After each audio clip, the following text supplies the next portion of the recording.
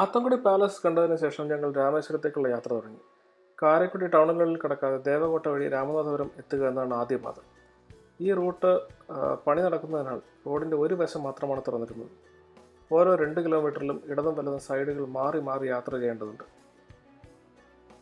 ഇതിലെ തന്നെ ട്രക്കുകളും ഇരുചക്ര വാഹനങ്ങളും പൊയ്ക്കൊണ്ടിരുന്നതിനാൽ യാത്ര അല്പം പ്രയാസമുള്ളതായിരുന്നു.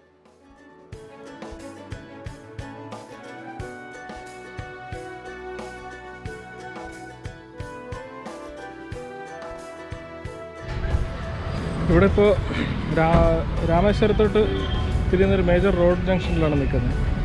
ഇവിടെ എന്താണെന്ന് വെച്ച് കഴിഞ്ഞാൽ ഈ ഒരു ജംഗ്ഷനിൽ നിന്നാണ് ഇവിടെ നിന്ന് ഇടത്തോട്ട് തിരിഞ്ഞു കഴിഞ്ഞാൽ തൂത്തുക്കുടി, നേരെ പോയ മധുര, ഇങ്ങോട്ട് പോയ കാരക്കുടി, ഇങ്ങോട്ട് പോയാൽ രാമേശ്വരം. അങ്ങനത്തെ ഒരു ജംഗ്ഷനിലാണ് ഇപ്പോൾ നിൽക്കുന്നത്. സോ ഞങ്ങൾ ജസ്റ്റ് ആഹാരമൊക്കെ കഴിക്കാനായിട്ട് ഒരു ബ്രേക്ക് ഇട്ടത് വസന്തംസ് എന്ന് പറഞ്ഞിട്ടൊരു ഹോട്ടലുണ്ട്.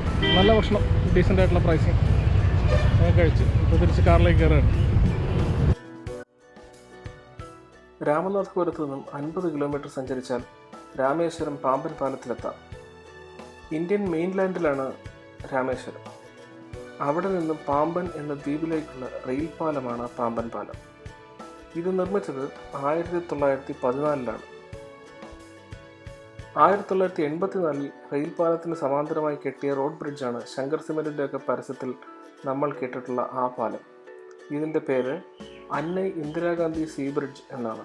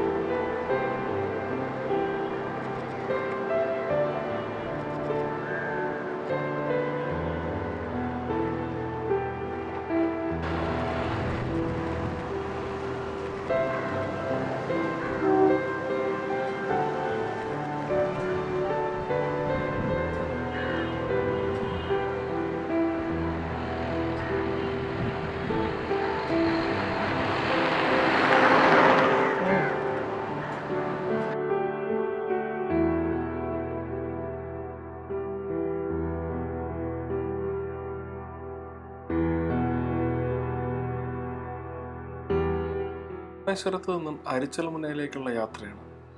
ധനുഷ്കോടി എന്ന ഗോസ്റ്റ് ടൗൺ താണ്ടിയാണ് അരിച്ചൽമുനയിലേക്ക് പോകുന്നത്. ഇരുവശങ്ങളിലും നല്ല തൂവെള്ള നിറമുള്ള മണൽ തിട്ടകളാണ്. വളരെ സർറിയലായിട്ടുള്ളൊരു എക്സ്പീരിയൻസ് ആണ് ഈ വഴി വണ്ടി ഓടിക്കുമ്പോൾ കിട്ടുന്നത്.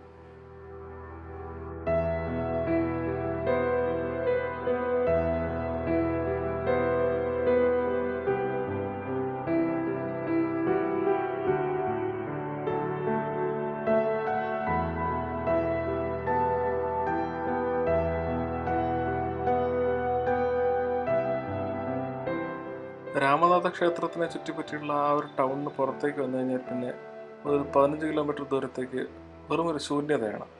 അതിനുശേഷം നമ്മൾ എന്തെങ്കിലുമൊക്കെ കാണുന്നത് തന്നെ ഈ ധനുഷ്കോടി എന്ന് പറയുന്ന ടൗണിലെത്തുമ്പോഴാണ്. ഇതാകട്ടെ 60കളിൽ വന്ന ഒരു കൊടുങ്കാറ്റിൽപ്പെട്ട് നശിച്ചു പോയ ഒരു പട്ടണമാണ്. ഇപ്പോഴും ആ ഭാഗത്തുള്ള മത്സ്യത്തൊഴിലാളികൾ കുറച്ച് പേർ അവിടെ താമസിക്കുന്നുണ്ട്. ഈ റൂയിൻസിൻ്റെ ഇടയ്ക്ക് തന്നെ അവർ താമസിക്കുന്നുണ്ട്. അവരാകട്ടെ ചെറിയ ചിപ്പി പവിഴമൊക്കെ കോർത്തിട്ടുള്ള മാലകളും ചെറിയ മെമൻറ്റോസും ഒക്കെ വിൽക്കുന്ന ചെറിയ ചെറിയ കടകളൊക്കെ ആയിട്ട് അവരുടെ ഉപജീവനമാർഗം അവിടെ ഇരിക്കുകയാണ്. ഈ ധനുഷ്കോടിയിലാണ് ഒരു ചെക്ക് പോസ്റ്റ് ഉള്ളത്.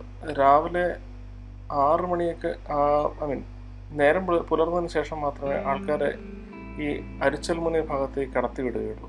സോ അതുകൊണ്ട് രാവിലെ ഈ സൂര്യോദയം കാണാം എന്നുള്ള ഐഡിയയും കൊണ്ട് വരുന്നത് അത്ര വർക്കൗട്ടാകാൻ തോന്നില്ല. കാര്യം ചില സമയത്ത് അവിടെ ആൾക്കൂട്ടം കൂടുതലാണെന്നുണ്ടെങ്കിൽ കംപ്ലീറ്റ്ലി ബ്ലോക്ക് ചെയ്യുക.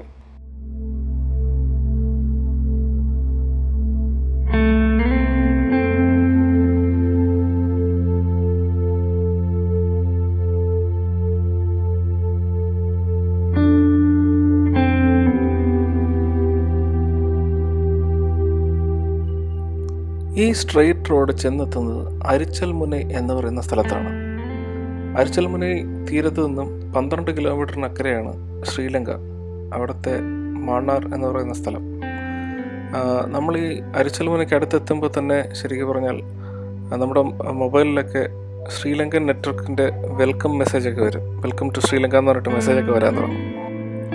ഈ റോഡിൻ്റെ ഇടതുവശത്ത് ബേ ഓഫ് ബംഗാളും വലതുവശത്ത് ഗൾഫ് ഓഫ് മാന്നാറുമാണ്. ഗൾഫ് ഓഫ് മാന്നാറിൽ എപ്പോഴും വളരെയധികം ശക്തിയായിട്ട് കാറ്റടിക്കുന്ന സ്ഥലമാണ്.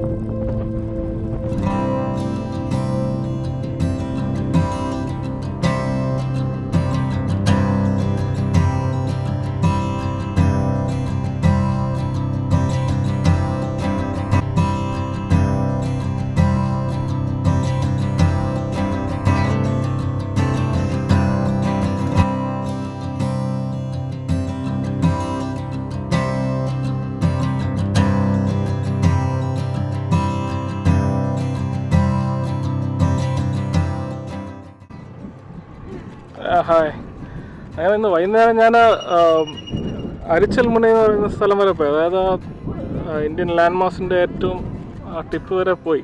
പക്ഷെ പ്രശ്നം എന്താണെന്ന് വെച്ചാൽ കുറേ ഫോട്ടോസും വീഡിയോസൊക്കെ എടുത്തിട്ടുണ്ട്. പക്ഷെ കാര്യമായിട്ടൊന്നും ചെയ്യാൻ പറ്റില്ല. കാര്യം മണൽക്കാറ്റ് ഭയങ്കരമായിട്ട് അടിക്കുന്നുണ്ടായിരുന്നു. ബിക്കോസ് പാർക്ക് സ്ട്രൈറ്റിൽ നിന്നുള്ള കാറ്റെന്ന് പറയുന്നത് ഫുള്ള് മണലടിച്ച് ഇപ്പുറത്തെ സൈഡിലോട്ട് ബേ ഓഫ് ബംഗാളിലോട്ട് കൊണ്ടുവരുന്നുണ്ടായിരുന്നു. സോ അതുകൊണ്ട് ക്യാമറ അങ്ങോട്ട് തിരിച്ചു വയ്ക്കാൻ പറ്റില്ല. കാര്യം ലെൻസിൻ്റെ വിലങ്ങാനും കയറിയാൽ. പക്ഷേ ഗോപ്രോയിൽ കുറേ ഫുട്ടേജ് എടുത്തിട്ടുണ്ട്. പക്ഷേ ഇപ്പോൾ ഞാനിവിടെ നിർത്തിയതെന്ന് വെച്ച് കഴിഞ്ഞാൽ ഇതാ ദൂരെ കാണുന്ന ഒരു ടവറില്ലേ, ആ ടവർ ഇന്ത്യയിലെ ഏറ്റവും പൊക്കം കൂടിയ സെൽഫ് സ്റ്റാൻഡിങ് ആയിട്ടുള്ള, അതായത് സപ്പോർട്ടില്ലാത്ത ഏറ്റവും വലിയൊരു സ്ട്രക്ചറാണ്. ഓൾമോസ്റ്റ് 350 മീറ്ററോ 350 ഫീറ്റോ ആണെന്ന് എനിക്ക് 350 ആണ് നമ്പർ, ഫീറ്റാണോ മീറ്ററാണോ എന്ന് എനിക്ക് ഉറപ്പില്ല. അത്രയും പൊക്കമുള്ള ടവർ യാതൊരുവിധ സപ്പോർട്ടില്ല, സ്റ്റേ വയേഴ്സ് ഒന്നും ഇല്ലാതെ സെൽഫ് സ്റ്റാൻഡിങ് ആണ്. സോ അത് ഇവിടുത്തെ സ്പെഷ്യൽ സംഭവമാണ്. പക്ഷേ ഞാൻ ഇതേപ്പറ്റി വേറെ ആരും സംസാരിച്ച് ഞാൻ കേട്ടിട്ടില്ല. ജസ്റ്റ് ഇന്നലെ ഞാൻ രാമേശ്വരത്തിനെ പറ്റി വായിച്ചുകൊണ്ടിരുന്നപ്പോഴത്തേക്ക് ഒരു ബ്ലോഗിനകത്ത് കണ്ടായിരുന്നു ഇങ്ങനൊരു സംഭവമുണ്ട്, നോക്കണമെന്ന് പറഞ്ഞിട്ട്. ഇത് രാമനാഥസ്വാമി ക്ഷേത്രത്തിൻ്റെ തൊട്ടടുത്താണ് ഇതുള്ളത്. സോ നോക്കിയാൽ കാണാം, ആ ടവറിൻ്റെ കുറച്ച് ഇപ്പുറത്ത് വലതുവശത്തായിട്ട് രാമനാഥസ്വാമി ക്ഷേത്രത്തിൻ്റെ വിമാനം കാണാം. സോ ഞാൻ അങ്ങോട്ടും പോകുന്നുണ്ട്. Let's see how it looks like.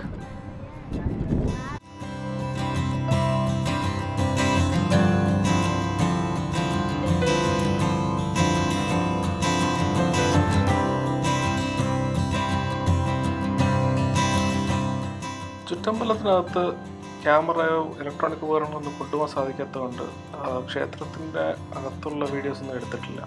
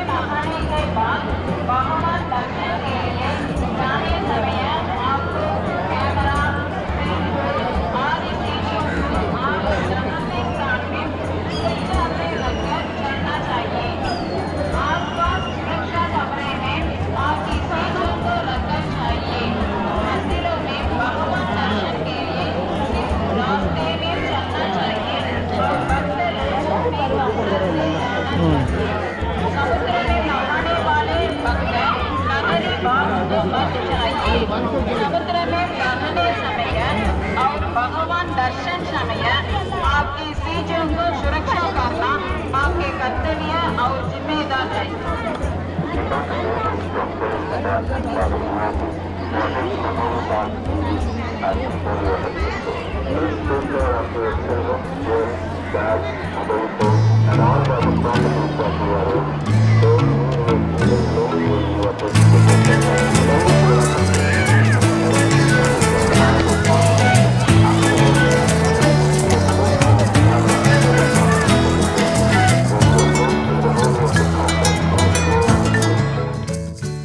അങ്ങനെ ഒരു ദിവസത്തെ രാമേശ്വരം സന്ദർശനം കഴിഞ്ഞിട്ട് ഞങ്ങൾ കേരളത്തിലേക്ക് മടക്കയാത്ര ആരംഭിച്ചു. അടുത്തത് പരുന്തുംപാറ എന്ന സ്ഥലത്തിലേക്കാണ് പോകുന്നത്. തേനി കമ്പം കുമളി വഴി പരുന്തുംപാറ.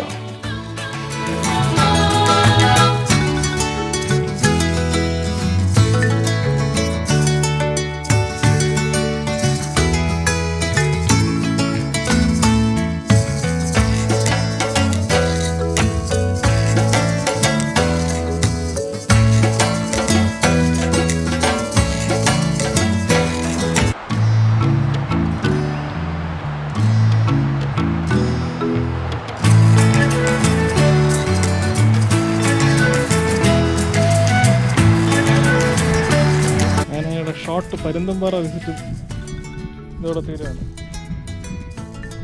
എങ്ങനെയുണ്ട് പരുന്തുംപാറ? സർപ്രൈസ് ആയിരുന്നു ഞങ്ങൾക്ക്. കാര്യം ഞങ്ങൾ പ്ലാൻ ചെയ്തിട്ടല്ല വന്നത്. ജസ്റ്റ് തിരിച്ച് പോകുന്ന വഴി എന്തായാലും വാഗമണ്ണ് മിസ്സായി. എന്നാൽ പിന്നെ എവിടെയെങ്കിലും ഒന്ന് കണ്ടിട്ട് പോകാം, മഞ്ഞൊന്ന് കണ്ടിട്ട് പോകാൻ വെച്ചിട്ട്, മഞ്ഞല്ലല്ലോ എന്താ പറയുക, കോട ഒന്ന് കണ്ടിട്ട് പോകാൻ വെച്ചിട്ട് ഇറങ്ങിയതാണ്. റോഡൊക്കെ ഭയങ്കര ശോക സീനായിരുന്നു. എല്ലാം കഴിഞ്ഞ് മുകളിലെത്തിയപ്പോൾ പ്ലസൻറ്റ് സർപ്രൈസ്. സോ അതും കഴിഞ്ഞിട്ട് ഞങ്ങൾ തിരുവനന്തപുരത്തേക്ക് ഇറങ്ങി. സീ ബാക്ക് ദേ.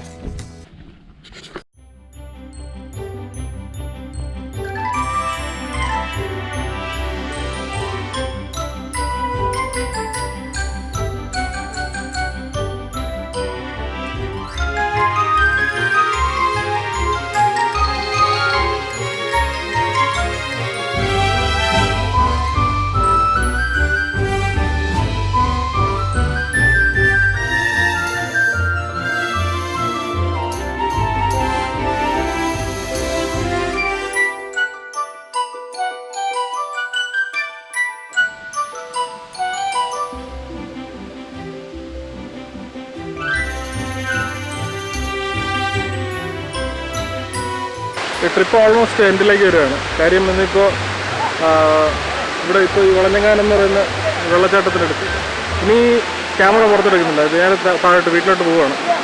ഇപ്പോൾ ഓൾമോസ്റ്റ് 6:10 ഇവിടെ നിന്ന് ഒരു 200-210 കിലോമീറ്റർ കണ്ടുണ്ട്. സോ അറ്റ്ലീസ്റ്റ് ഒരു 6 hours എങ്കിലും ആവും ഇവിടെ നിന്ന്. ഹൈ റേഞ്ചൊക്കെ ഇറങ്ങണം. രാത്രിയായി.